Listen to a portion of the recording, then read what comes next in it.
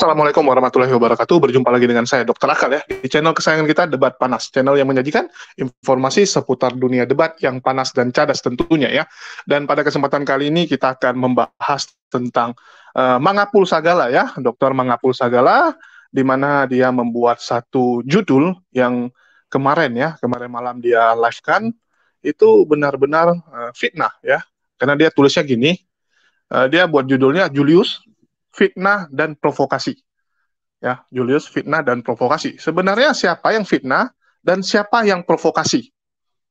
Ya, dengan Anda menulis, dengan Anda membahas saya tanpa dasar, ya, tanpa dasar itu juga namanya fitnah.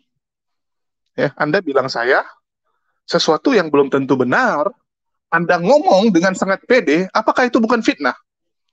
Jadi biarkanlah orang-orang yang pintar, orang-orang yang masih bisa objektif yang menilai, dan saya rasa teman-teman kekristenan masih banyak yang bisa objektif dalam menilai ya. Jadi kita lanjutkan, di mana dia begitu sentimen mungkin ya. Saya nggak tahu kenapa Pak Mangapul begitu sentimen, begitu istilahnya marah, dendam ya. Saya sih lihatnya sih lebih ke arah dendam ya. Jadi memang kadang-kadang orang itu kalau udah dendam itu benar-benar menggebu-gebu ya.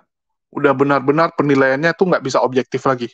Subjektif, pokoknya kalau dia salah, pokoknya kalau dia salah. Ya, itu gambaran yang bisa saya dapat dari Pak Mangapul. Sehingga saya sekarang memaklumi, ya, kenapa 2 bulan lalu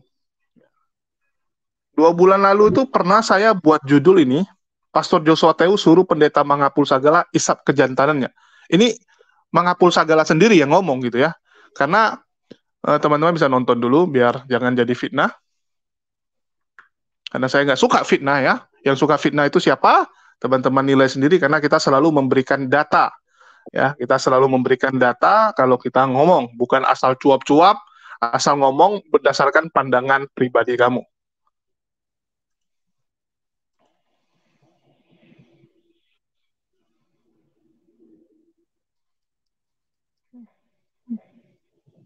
Ini mulainya itu gara-gara ya teman-teman kalau mau tahu itu mulainya itu biang keroknya itu adalah karena Pak Mangapul sering memberikan pesan kepada JT, di mana kejantananmu? Di mana kejantananmu JT gitu ya. Menanyakan kepada JT di mana kejantanannya. Itu asal usulnya ya. Teman-teman dengar sendiri, ini pernyataan Pak Mangapul sendiri ya, bukan saya.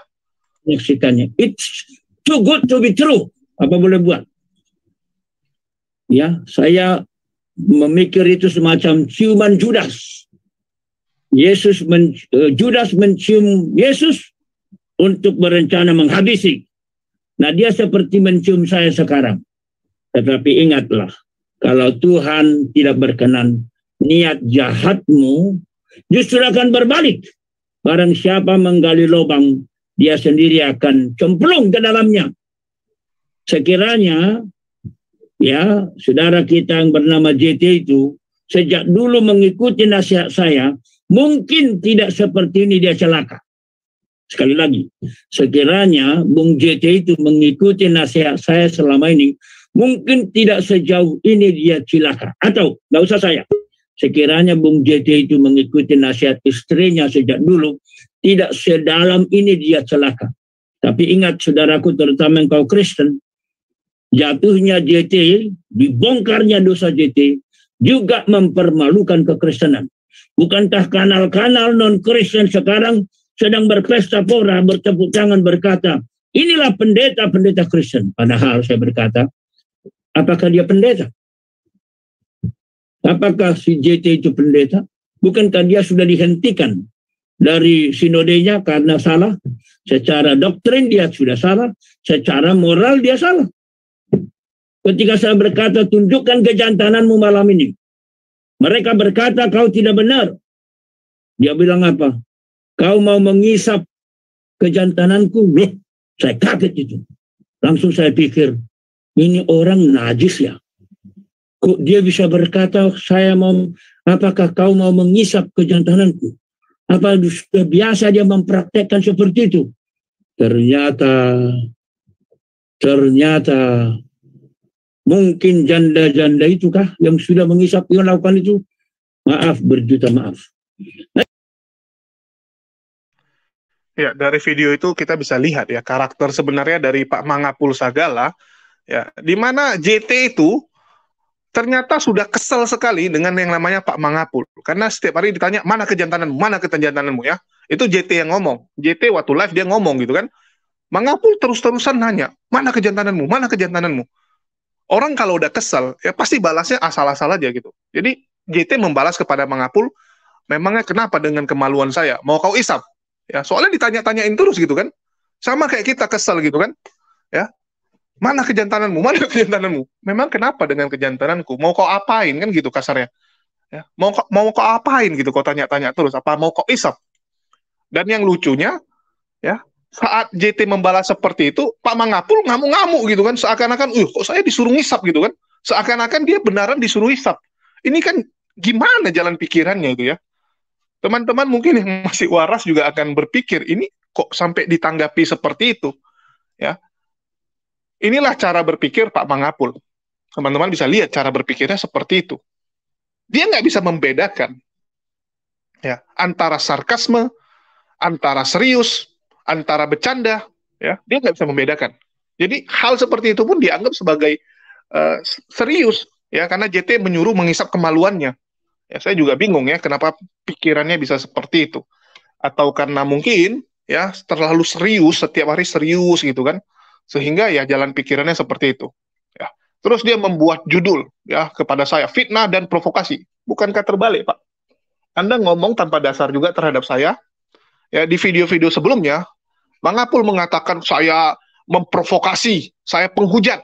Ya, saya menghujat. Di mana saya menghujat? Ya, penghujat itu yang namanya Saipudin dan juga Paul Jang. Itu penghujat. Ditetapkan oleh kepolisian sebagai penghujat. Yang kemarin Anda bantu, ya, si Saipudin Anda bantu transfer. Nah, itu penghujat. Ya, itu penghujat namanya. Itu ditetapkan sama kepolisian. Bukan saya yang menetapkan, Pak. Penegak hukum Indonesia yang menetapkan dia sebagai penghujat. Ya, oke, kita dengar dulu apa yang ingin disampaikan Mangapul Sagala yang betul-betul mungkin lagi ini ya dendam kesumat dengan saya. Ya, dan di sini udah ada Gus Sandi. Sebelumnya assalamualaikum buat Gus Sandi. Waalaikumsalam warahmatullahi wabarakatuh. Oke, kita lanjut dulu ya. Ya, dia judul Julius Fitnah dan Provokasi. Ya saja cover saja. Itu semuanya itu. Kalau nggak mengadu domba para pendeta, lalu memfitnah para pendeta, bahkan juga memfitnah yang namanya misionaris. Nah, misionaris itu dalam kekristenan disebut utusan Injil. Misalnya misionaris dari Amerika datang ke Indonesia, katakanlah kekristenan dikatakan di Jawa, di Maluku, di Sumatera, di Nias, di Sulawesi, itu karena ada misionaris, karena ada utusan Injil, kalau diterjemahkan begitu ya. Misalnya Yosef Kam ke Maluku, Deninger ke Nias, Nomensen ke Tanah Batak, Sadrah ke Tanah Jawa, Jeffrey ke Sulawesi, dan mereka itu semua adalah orang-orang memiliki hati yang besar, cinta kasih yang agung. Mereka meninggalkan kenyamanan, keamanan di negara asalnya dan datang dengan berbagai macam risiko.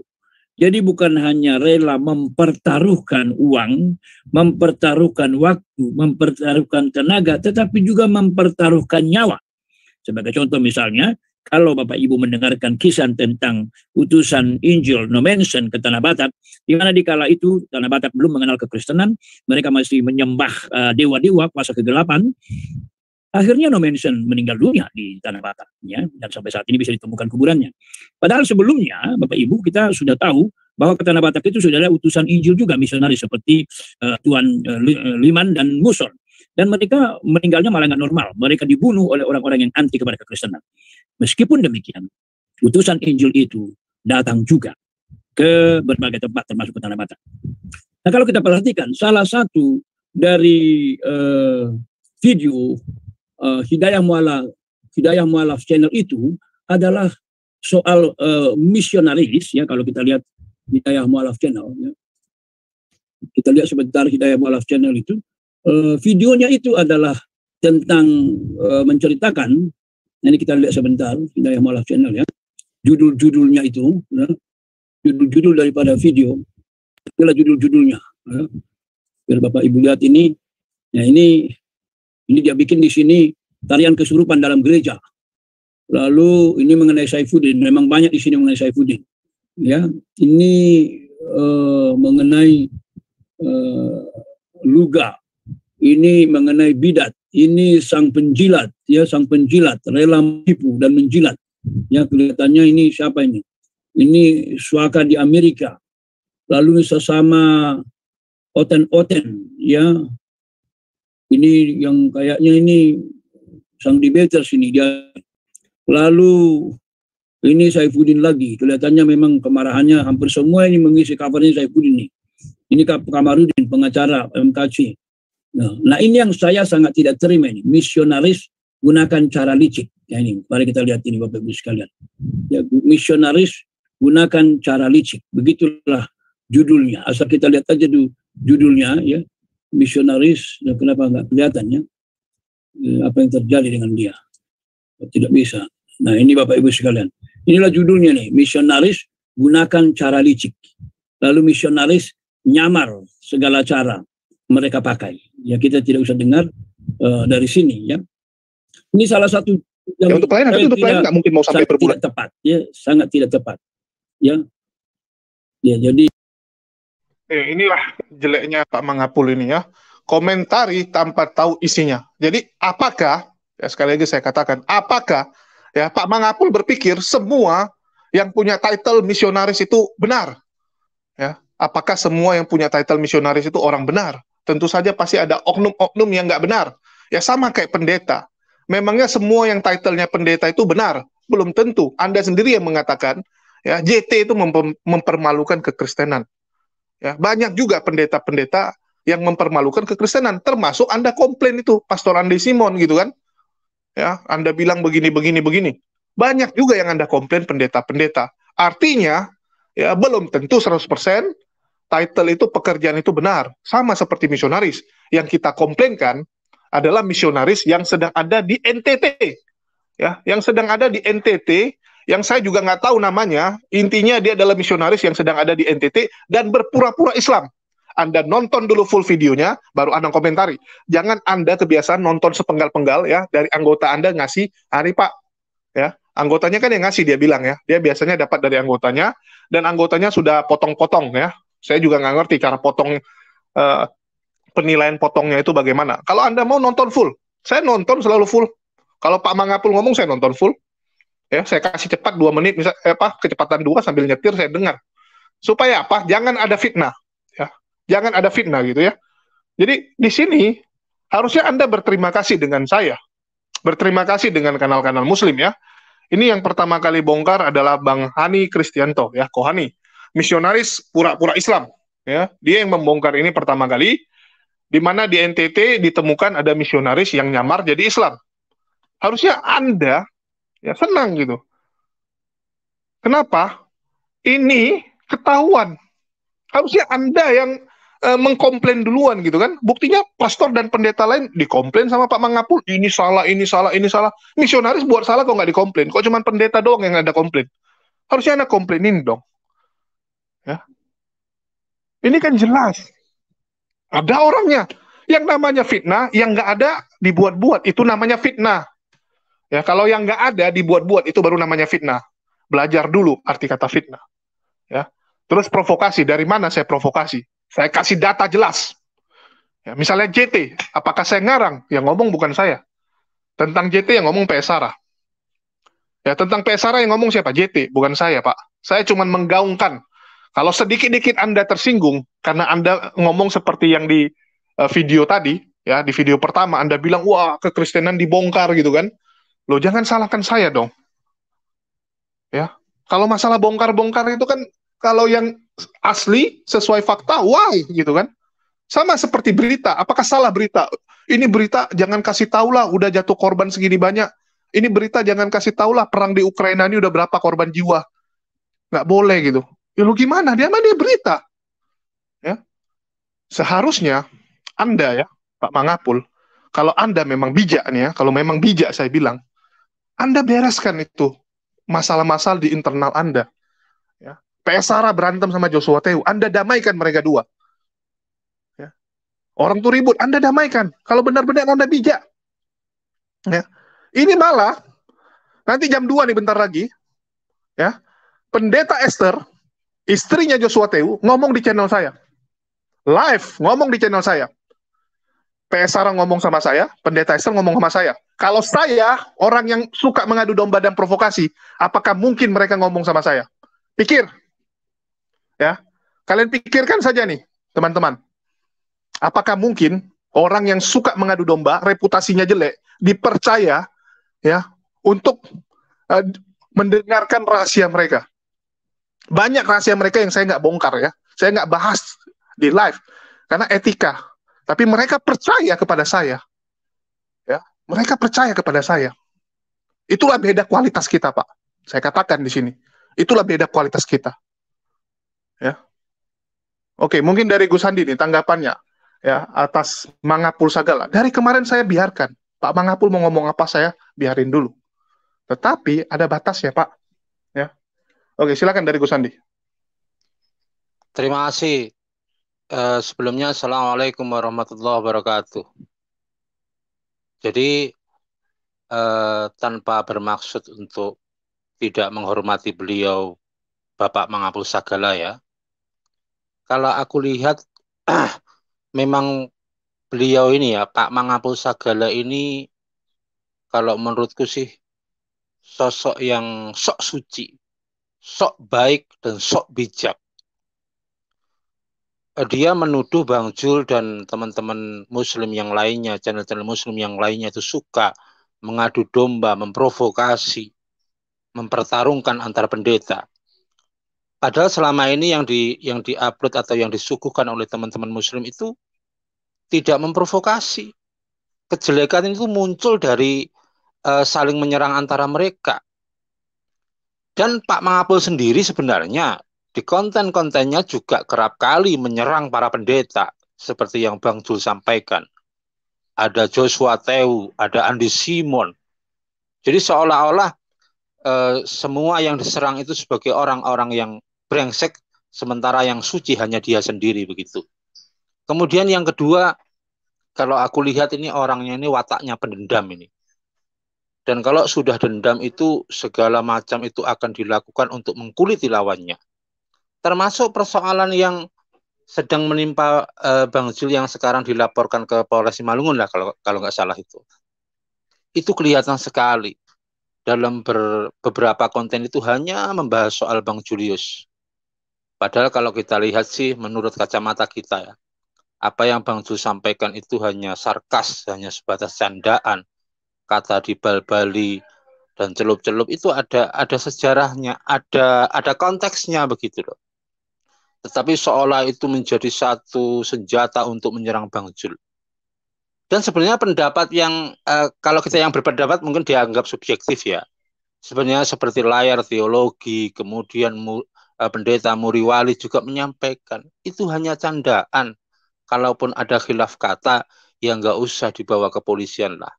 Cukup konfirmasi dan menanyakan apa sebenarnya yang dimaksud begitu. Karena pidana itu ultimum remedium gitu loh. Kemudian ini sebenarnya aku nggak mau terlalu banyak ngomong lah. Sesama orang yang bergelut di dunia medsos, media sosial. Mohon maaf Bapak Mangapul Sagala. Bapak ini juga seorang YouTuber ya. Seorang YouTuber yang kemungkinan untuk terpeleset dalam membuat sebuah konten itu selalu terbuka. Makanya kalau Bapak memulai dengan cara melaporkan orang yang Bapak anggap memfitnah Bapak, ya jangan salahkan pula lah kalau kemudian nanti ada YouTuber muslim yang mencoba mencari-cari atau senantiasa mengintip Anda. Karena kalau aku lihat sudah ada beberapa konten ya, termasuk ini pandangan pribadiku lah. Ketika dia membuat framing bahwa Bang Jul mau membunuh Rudi Yohanes, membunuh Saifuddin Ibrahim itu fitnah kejam. Meskipun saat itu yang dilontarkan itu bukan tidak seperti itu. Seolah-olah kalimat tanya, siapa yang akan terbunuh? Itu seolah-olah kalimat tanya. Tetapi kalau ahli bahasa yang mendalami soal itu bisa tahu. Kalimat tanya yang sebenarnya di dalamnya mengandung pesan atau mengandung satu isyarat bahwa itu sebuah tuduhan. Kemudian ada beberapa lagi kok kontennya itu. Yang aku lihat itu kayaknya dia itu sebenarnya satu gelombang lah, satu pemahaman dengan Saifuddin Ibrahim. Dia mengatakan, aku tahu nabimu seperti apa, aku tahu Quranmu seperti apa, tapi aku nggak mau mengatakan. Kemudian yang selanjutnya itu aku lihat Pak Mengabul Sagala ini suka sekali menggunakan apa itu keluarga besar Polri, termasuk kemenakannya yang kebetulan beliau jadi seorang berpangkat apa? AKBP di sebuah Polda gitu ya. Ngapain beliau ditarik-tarik untuk hal-hal seperti ini? Kasihan gitu loh. Jadi kalau melakukan statement atau melakukan tindakan seperti pelaporan itu nggak usah lah membawa-bawa nama-nama keluarga ya jadi anggota begitu. Coba dilihat beberapa hari yang lalu dia bikin konten yang yang secara tidak sengaja sebenarnya membanggakan keluarganya yang dari Polri. Konten yang dia sebenarnya kena tilang karena melewati marka, tetapi dilepaskan karena dia mengatakan keluarga Polri. Intinya itu apa sih? Sesama orang yang bergelut di dunia medsos itu klarifikasi, konfirmasi, mencari titik temu untuk tidak terlalu gampang membawa persoalan ini ke ranah hukum itu sebagai jalan yang harus dilakukan terlebih dahulu lah. Jadi enggak kalau sudah marah, sudah dendam, kemudian mengkuliti habis, melaporkan di kepolisian. Dan aku yakin kalau nanti Bang Julius ini diperiksa oleh Polres Simalungun, tentu menyiapkan langkah serangan balik. Pasti, aku yakin itu. Itu Bang Jul. Kemudian yang terakhir ya, aku nggak mau banyak bicara lah. Di satu konten yang dulu membahas soal Bang Jul sudah dilaporkan atau belum, itu sebenarnya ada sebuah kesalahan.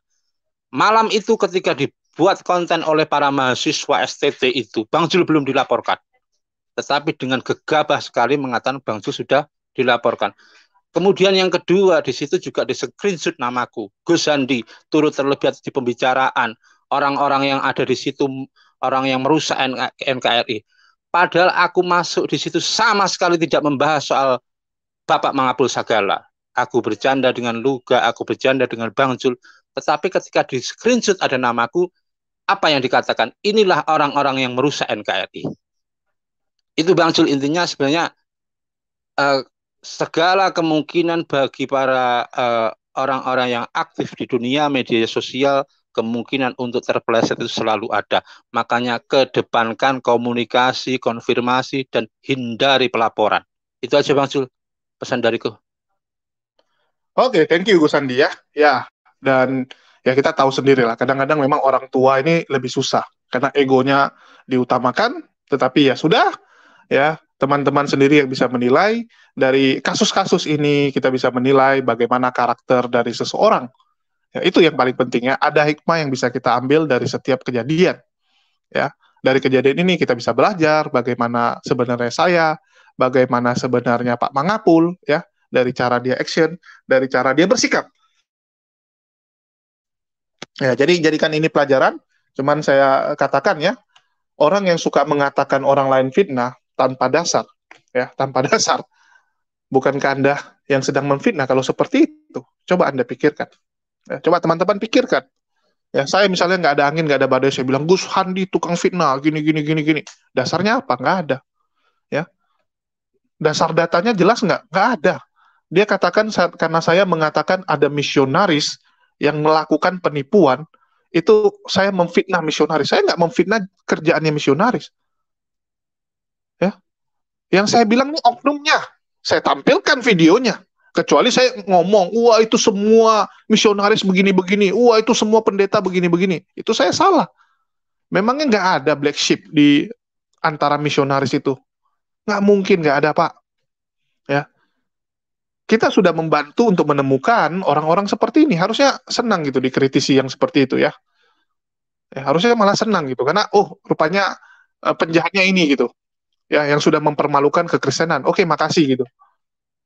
Ya. Begitu juga dengan umat muslim gitu. Ada yang berhasil menemukan misalnya orang yang jahat, berpura-pura. Ya kita senang gitu. Oh, ini orangnya ya. Ya, jadi kita jaga NKRI itu bukan dengan omongan, dengan tindakan. Ya, bukan omongan gitu. Omongan tuh cuman bullshit kalau nggak dipraktekkan. Ya, cuman bullshit, nggak lebih dari itu. Omongan tuh semua orang juga bisa ngomong. Ya, buktikan dalam tindakan nyata, tetapi ya sudahlah. Ya, kita tahu sendiri lah. Tahu sendiri bagaimana Pak Mangapul mungkin lagi marah, ya benar-benar marahnya sama saya seperti itu, ya udahlah. Ya, tapi di sini saya ingin bilang, ya yang sedang fitnah sebenarnya saya atau siapa gitu, saya juga bingung gitu ya. Oke, mungkin itu aja dari Gus Andi. Ada lagi yang tambahin? Iya, aku mau ya terakhir lah. Kita kan pernah memanggil beliau itu sebagai opung, yang sebenarnya itu bahasa keakraban kita. Sehingga kadang-kadang Bang Jul menggunakan kata-kata yang mungkin karena merasa akrab dengan beliau, tetapi kemudian disalahpahami. Kalau memang tidak mau dipanggil opung, ya nggak usah dipanggil opung lagi lah. Kemudian terkait dengan permasalahan yang sedang Bang Jul hadapi, ya kita siap hadapi lah. Tentu kita punya strategi. Kalau memang perkara ini tidak bisa diselesaikan dengan damai, kita berharap dengan damai lah. Ya kita lihatlah nanti di ujungnya seperti apa. Itu aja lah, kita tetap menghormati beliau sebagai sesepuh. Jadi mungkin ini satu miskomunikasi Bang Jul. Miskomunikasi dalam artian eranya tidak sama. Mungkin di era sekarang, di zaman generasi muda seperti ini, sarkasme seperti itu hal yang biasa. Dan mungkin di eranya beliau Pak Mangapul itu mungkin tabu lah. Jadi ada perbedaan era yang mengakibatkan komunikasi itu tidak bisa dipahami dari dua arah gitu loh. Jadi beda era ini Bang Zul, beda era, kita tetap harus menghormati beliau. Itu aja pesan dariku. Terima kasih. Assalamualaikum warahmatullahi wabarakatuh. Waalaikumsalam warahmatullahi wabarakatuh. Ya, ditambah lagi ya, mungkin karena dianggap, wah ini si Julius adalah sosok yang begini ya. Oke lah, ya wes lah. Ya, oke, itu aja dari saya. Makasih nih buat teman-teman yang udah nyimak. Di akhir kata saya ucapkan wassalamualaikum warahmatullahi wabarakatuh, dan semoga apa yang kita sampaikan bisa menghibur dan juga mendidik ya, bisa mendidik teman-teman semua.